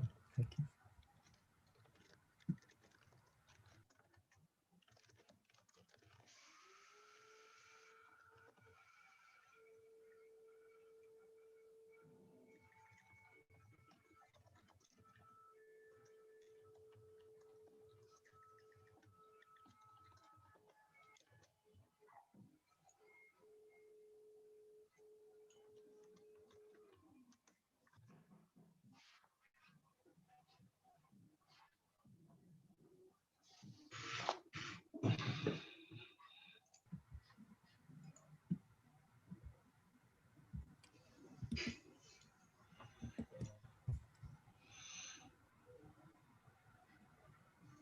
All right, team B29, are you ready? Yes. All right, good luck. Your time starts now. So, hello everyone. My name's Ava Chen. My name is Tracy. So, students always chat about things happening around them in the dormitory, and so did us. We discussed over verbal abuses when we are living together on campus, and we surprisingly find that 6 out of 8 people in our dorm have experienced verbal abuse. The high percentage did not only surprise us, but also made us think over the reasons behind seriously. So, in recent years, the public has become increasingly aware of school abuse. which is mainly divided into physical and verbal violence. The form of physical violence is relatively easy to identify and have received more attention. However, the definition of verbal violence is not as clear as physical violence, and it's not widely concerned by the public. So, what is verbal violence? After reading the academic papers, we found that there's explicit and implicit verbal violences. Explicit language violence is the one with rude words and furious tone. Implicit verbal violence is the one with softer words but often ironic. No matter what kind of verbal abuse it is, all the verbal violence bring uncomfortable feelings or mental harms to the victims. The reasons behind are that the perpetrators consider their war weapons as daily jokes that everyone would have said. And for the victims, they may blame themselves for their imperfection on appearances. Also, they will be feel that they're too sensitive. Realizing the severity of language violence on campus, our team decided to find out the potential causes of such issue, and we also take actions according to the causes we found.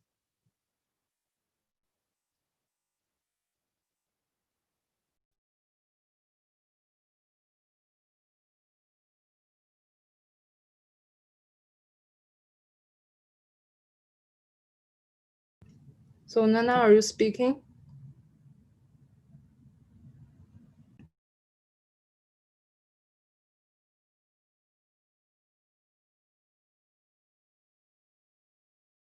And maybe one of our member encountered some internet problems, so I will speak for her.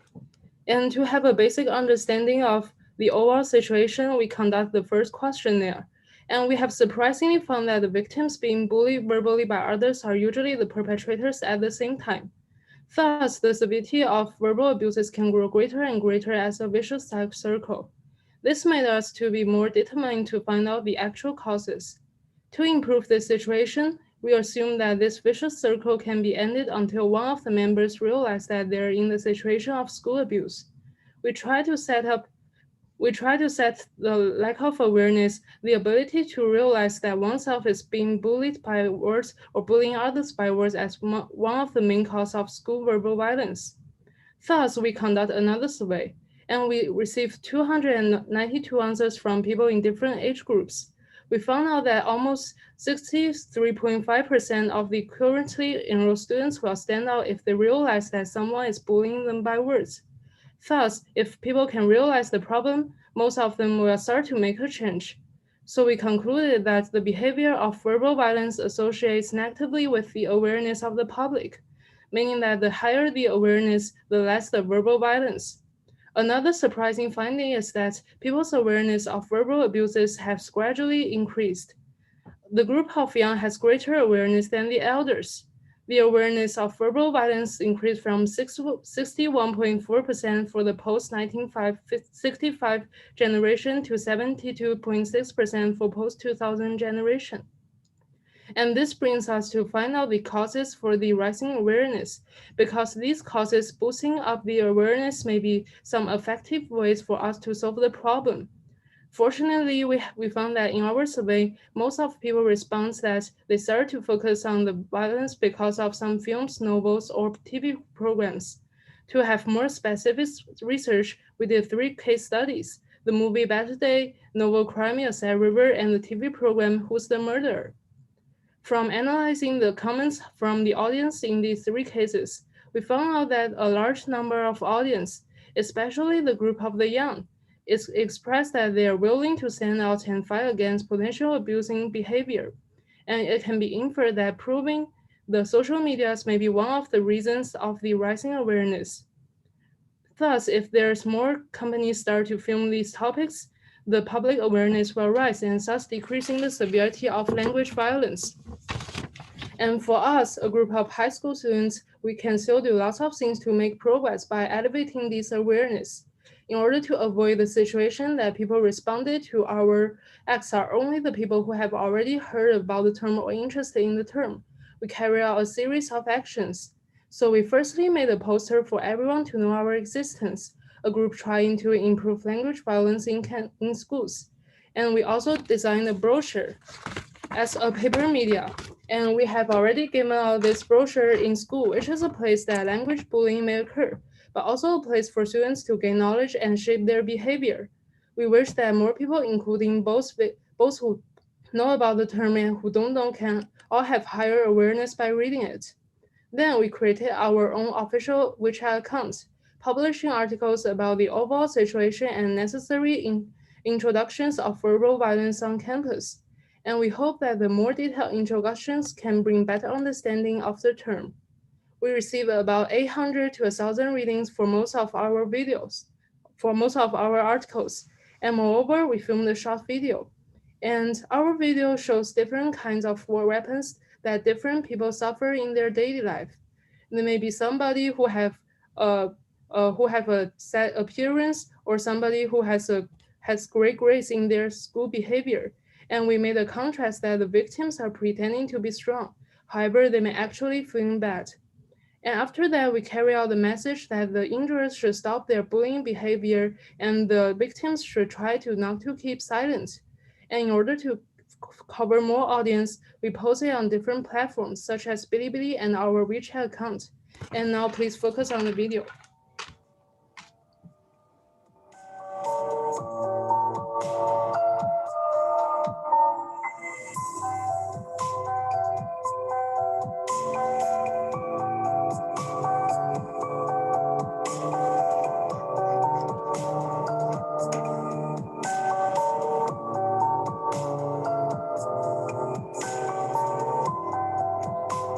You have 1 minute left.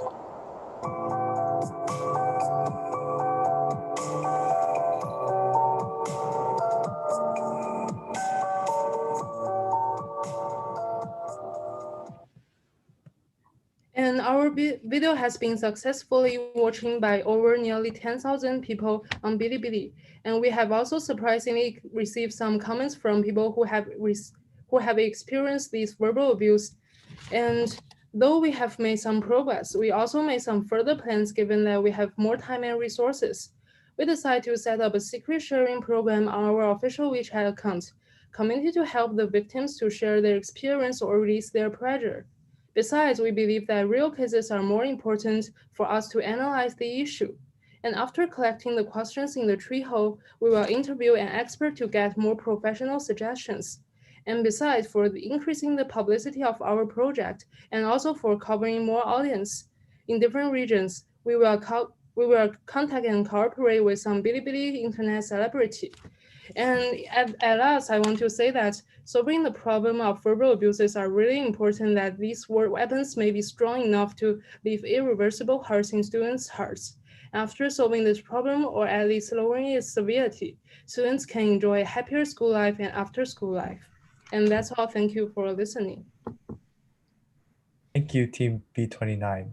I will now enter a Q&A session with judges. Judges, do you have any questions?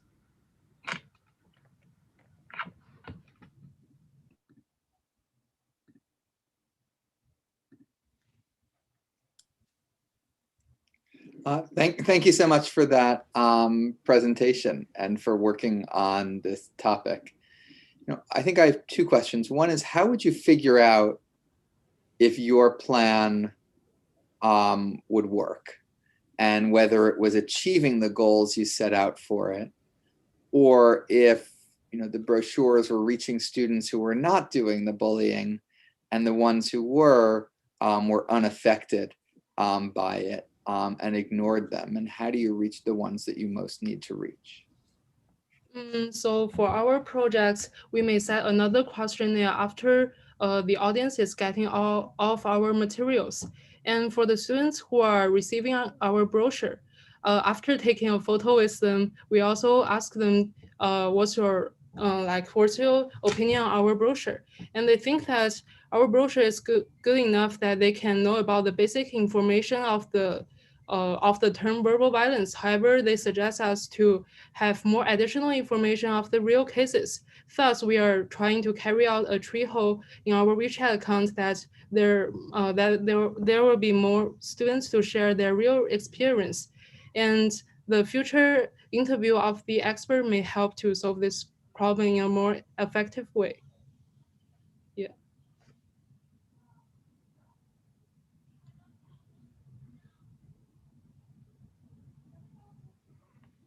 Thank you.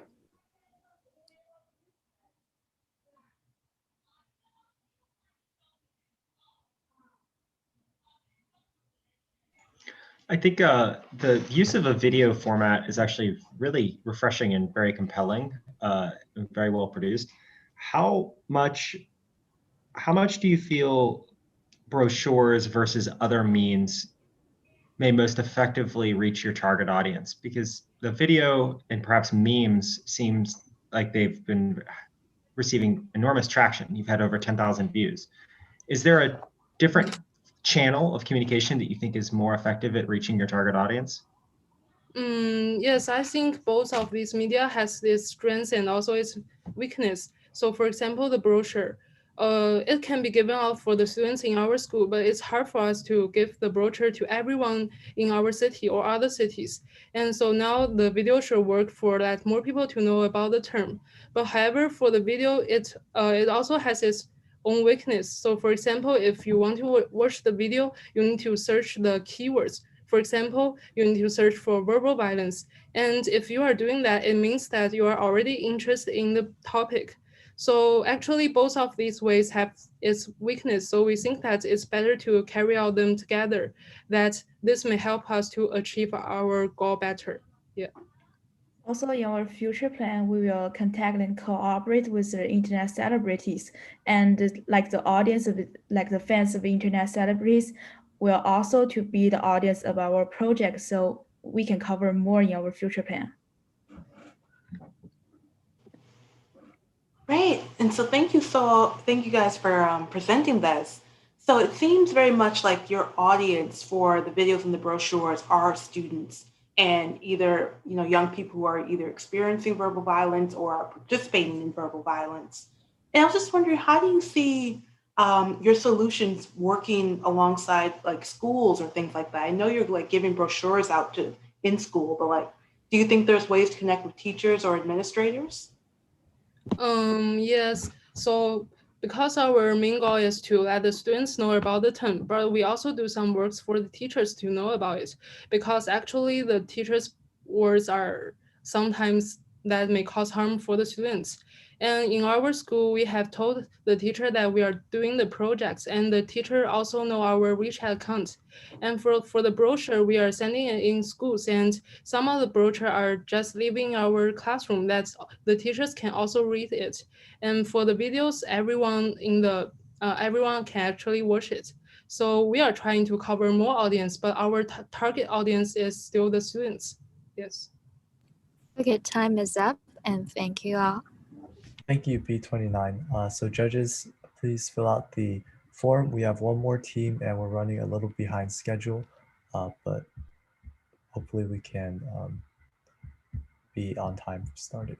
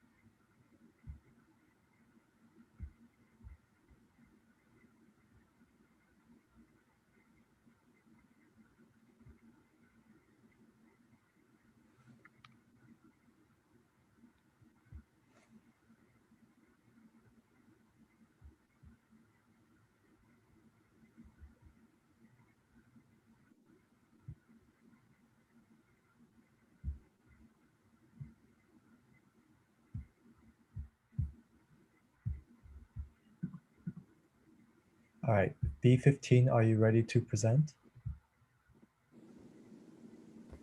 Yeah. All right, good luck. Your time starts now. Hi everyone, we are Shanghai Miscellaneous Army, and our project is about how seniors break communication barrier with youngest. The aim of our project is to minimize the communication gap between old and young generations. And the communication gap means the occurrence of misunderstanding and difficulties in conversation in two generations. The main reason for choosing this topic is that we find ourselves lost in this inevitable situation as well. I was brought up by my grandma, so I would share everything with her. But in recent years, I find that we have less and less common topic, and sometimes I was impatient when she actively communicated with me. She said that she felt our relationship was getting colder than before, and she even shed a few tears when telling me that. And what's more, after doing the survey, I was shocked by the result. A lot of young people remain deep in the same trouble as me, which means the negative impact spread widely. Thus, it's significant to solve the communication gap from the old people's perspective. Well, to solve this problem, we conducted a research project. First, we identified the group of people that we were going to investigate. We narrowed the age range of teenagers to 13 to 20, and that of the elderly to 55 to 75. Then we analyzed the previous research that was related to our topic and summarized their research methods and the final results. We used these materials as reference throughout our research. Next, in order to determine the factors that caused the communication barriers between teenagers and the elderly, we designed two types of questionnaire aiming at these two groups of people respectively. And we issued the link of the questionnaire on our public account. We received answers from 731 teenagers and 860 old people. In addition, we had interviews with some old people. We recorded their most authentic feelings and the opinions to our topic. Finally, by analyzing the data and the interview records, we reached several conclusions. First, we find about 90% teenagers and 77% old people think they encounter communication barriers. And in addition, in the interview, all the old people said they sometimes felt lonely. Therefore, we concluded communication gap is a very common and severe problem. We also concluded the four main causes of communication gap by comparing the data. And they are having a distinct understanding of engaging, absence of common topics, unwilling to let go of electronic products, differences in information sources. And that's all what we did in the research and the results. Based on the research we did, we first considered changing the young people to let them adopt to conventional ideas. However, we discovered that the solution has been practiced out by multiple scholars, yet the impact is poor. We figured that it is the young people who have control over the current society and trends, and it is the elderly who cannot keep up. Thus, we should start changing the elderlies to bridge communication gap. So our final solution is youngster-led lessons. By using senior colleges, the elderlies will be able to actively learn this new information from the correct people, which is the young people.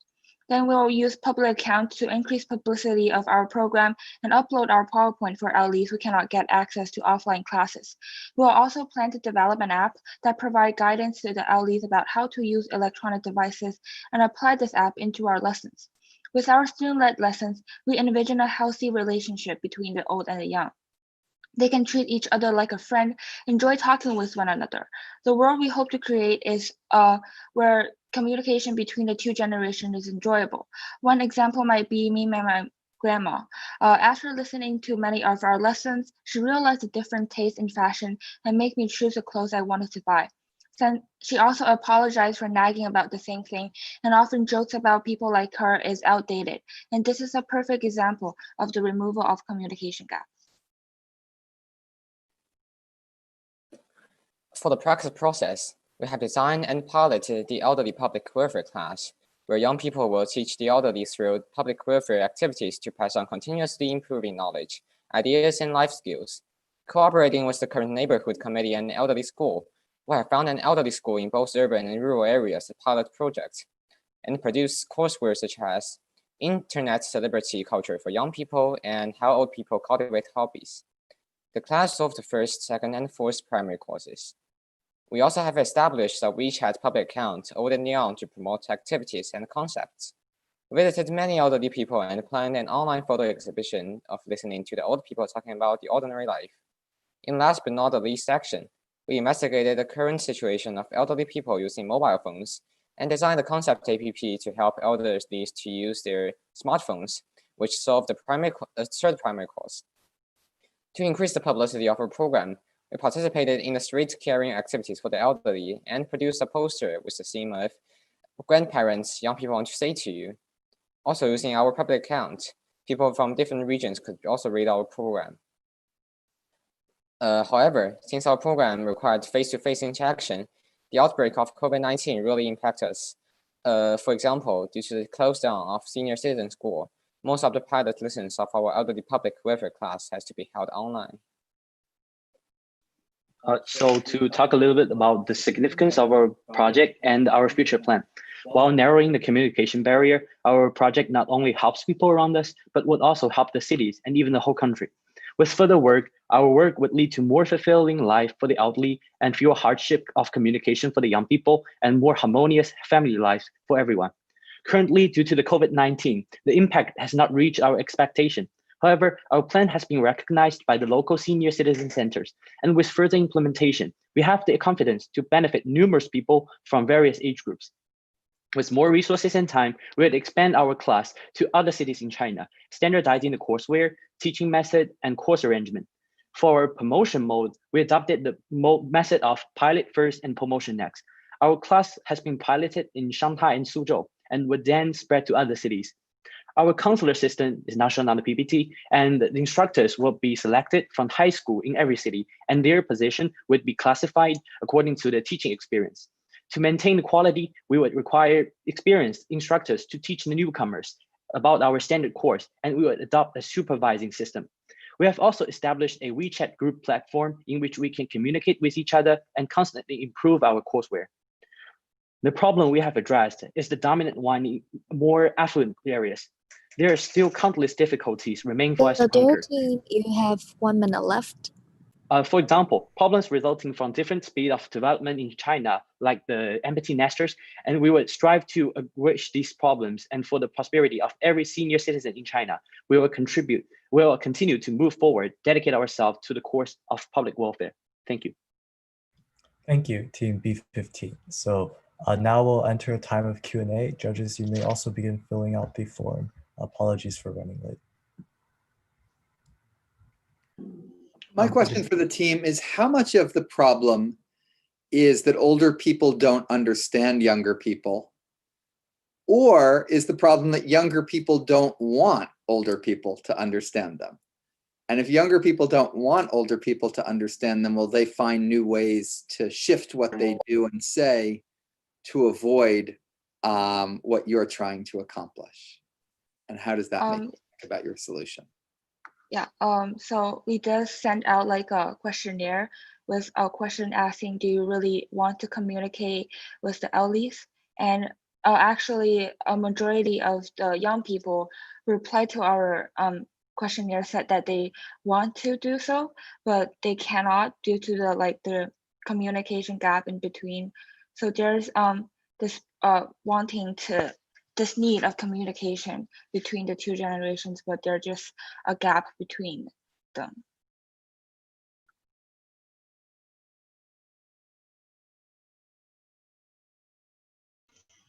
Yeah, I echo Jason's question. Oftentimes, when you survey participants, they may not be forthright with their true intentions, especially if there's an opportunity cost if they were to reveal to you that. One thing that I appreciate about what you're doing is piloting this in different cities in multi-modes with the app, a web interface, but also with your presence on social media. And I wonder if you've thought about making kind of controlled trials to try to see a comparison between your interventions in certain cities and then other cities that may have other interventions, and then maybe control groups that have no intervention at all. Have you considered some sort of test in that format?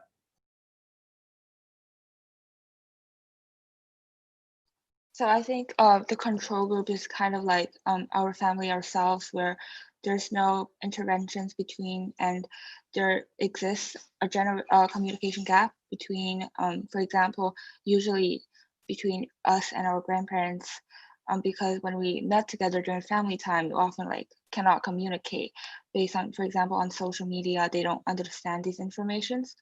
We haven't really conducted other interventions on other cities, but based on our like model of teaching, there's LEs who give us feedback saying that they really improve understandings after listening to our lectures.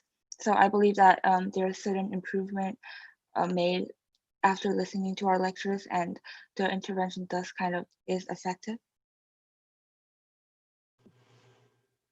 Great. So it feels like there are kind of two parts to your all solution. So there's like the social media and WeChat piece, and then also the in-person class for the older folks.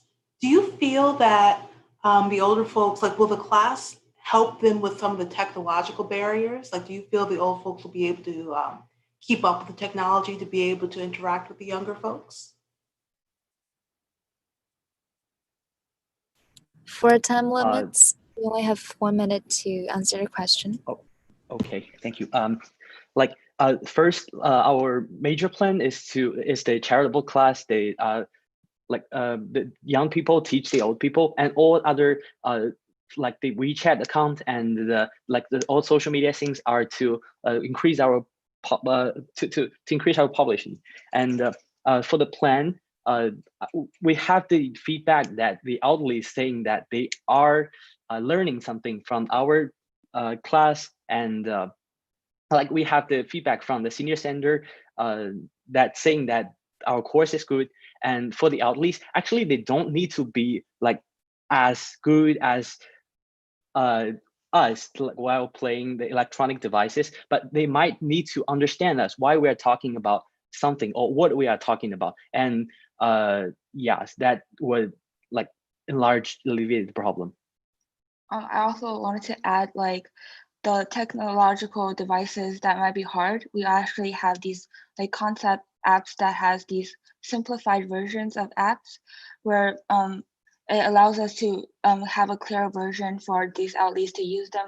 And we will have these models created during class, which we will teach them how to use these apps so they can learn before using them at home. So it will allow them to better understand how to use the electronic devices. All right, thank you, Team B15, and judges, please submit your scores. In the meantime, I just want to say a big thank you to all the teams for all the wonderful presentations. Let's have a final round of applause for these competitors, and also for our wonderful judges who have dedicated their time. And I know we've run a little over time, but they have spent their time today to be here with us. We hope that you were able to learn from the judges and from one another, and that you'll continue to explore these projects. So before we say goodbye, there is one more task to finish. So while these judges are finishing up these their scoring, the staff will now start to check everyone's photo ID. So please hold your ID next to your face to the camera. It should take a few minutes, and once you're checked, you may leave the room. In the meantime, the judges, you may feel free to depart. Thank you for your time. Thank you. Thanks, everyone. I thought that was really terrific. So applause to all of you. So impressed with the work you put into this and the ideas you have, and can't wait to see the contributions you all make. Likewise, this was such a pleasure to get to hear from all of you. Thank you so much for your great ideas. Likewise, thank you so much, and best of luck in your endeavors. Thank you, judges.